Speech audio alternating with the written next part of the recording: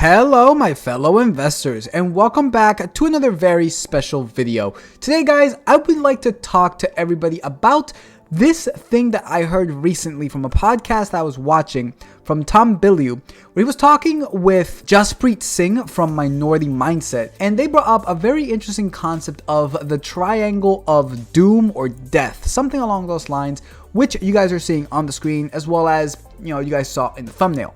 So I would actually like to give my interpretation of this because it's fairly interesting as to how they interpret this current situation that's happening, not just with the United States, but just the world in general. So with that said, let's get started with this video.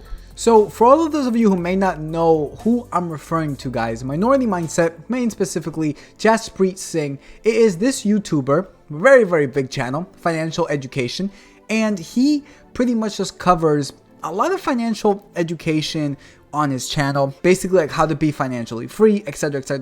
A lot of the ways that I actually think right now, at least when it comes to investing, is actually because of him. So he was actually in Tom Bilyeu's channel a couple months ago, I believe, where they pretty much covered, as I said, the concept of like why everything is happening right now, like the Fed and all that stuff. And again, the concept of the death triangle came up. And basically guys, the death triangle involves pretty much the current situation of high inflation, high interest rates, and the economy. And they go at it in a very interesting way. But the way that I pretty much interpreted this, for anybody who doesn't know, is with the current situation, guys, we still have massive amount of inflation, and the only way to quell the inflation in the Fed's eyes, it is by raising interest rates. Now, the main goal to do this, it is to save the economy. However, the problem with this statement is that the higher you raise interest rates, yes, this does quell the inflation. However, it damages the economy in the short term. However, if you don't fight inflation and you let inflation run rampant and keep interest rates low, then the economy in the short term goes up, at least the stock market goes up. But because prices just continue to rise, people will be way worse off in the long term. That's pretty much the TLDR when it comes to that. Now, going further into this, let's actually see exactly what I mean. I have over here, guys, the BLS.gov CPI website, and as of March 14th, we got the February inflation at 6%, and then taking away food and energy, it was 5.5%. So this is actually significantly lower than that of the peak, which was at around like 9% or something like that. I believe that came about in like October or like September of last year. So it has come down a significant amount since then. However, for the longest time, we heard the Fed talking about inflation being temporary, i.e. transitory. And that was the biggest meme for a while, because while this was going on, guys, while inflation was continuing to go up at a pretty consistent rate, this was like at around like 3%, and then like it went to like 3.5, then 4%. Jerome Powell was just coming out like, no, inflation's transitory, it will subside. And then at around maybe like the 6% kind of mark, they decided to switch their tune and say that inflation is no longer transitory. So, they went from, this is by the way the real pivot over here. They went from inflation's transitory, don't worry, inflation's not going to go up that much. And then when they realized, oh wait, we done messed up, inflation peaked all the way to 9%, and that's when they started raising interest rates, because that is one of the ways that they can quell inflation. Now, as I said, the peak was at around 9%, and ever since, I believe, the beginning of last year, if I'm not mistaken, the beginning of 2022, they started to raise interest rates. And this has brought down inflation, allegedly, to 6%. Now, it could be other reasons as to why inflation is coming down, but let's just say that the reason why this is coming down, it is because they have raised interest rates to the current rate of 4.65%. And now after doing this, well, the market's pretty much just reeled over this. And in fact, we can see a pretty good correlation as to when they started to raise interest rates, which was again the beginning of 2022. You can see that the S&P 500 has just fallen down ever since then, and even though right now we're on the way back up, guys, it is still a long way to go from the peak, which is around 4,800 points. And as of today, guys, the market, at least the S&P 500, stands at 4,105 points. Now, again, the markets did crumble because of the interest rate hike going up. And unfortunately, this is actually bringing down the markets. But luckily for the rest of the economy, right, this is bringing down inflation by a significant amount, currently at 6%. And again, we are going to get the new March numbers in April 12th. So make sure to stay tuned for that, because we will have a live stream covering that after the earnings come out at around like 6 p.m. Eastern Standard Time on the same day that inflation comes out. So be on the lookout for that one.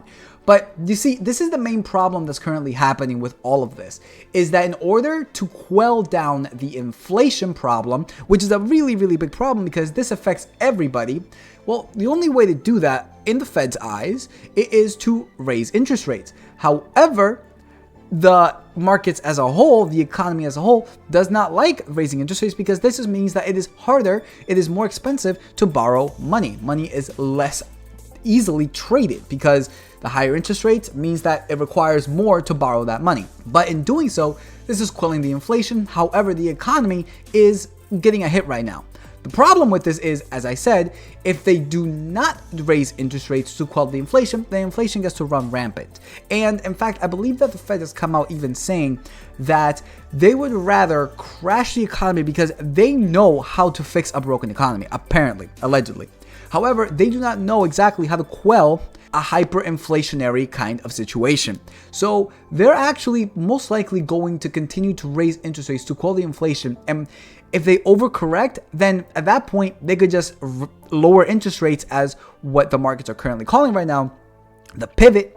However, the only way that they'll be able to pivot is if something terribly wrong happens. And a lot of people have been like, no, we want the Fed to pivot, like mainly investors. And I believe BlackRock even came out a few days ago saying, yeah, guys, you do not want the Fed to pivot. If the Fed does begin to slash interest rates, that means that they have broken something in the economy.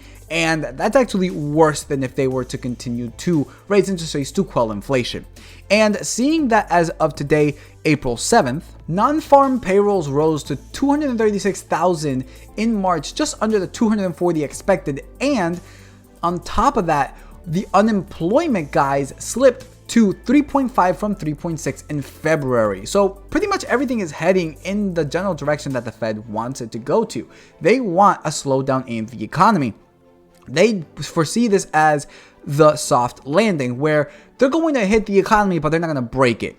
And unfortunately, the market does not necessarily like them raising interest rates, but it is, in my personal opinion, a thing that must be done. Now, I personally do not agree with raising interest rates, but in the Fed's eyes, this is the only way that they could do it. So this is essentially, guys, the triangle of death. It's very, very interesting because it pretty much shows the three things that are affecting us right now in the economy.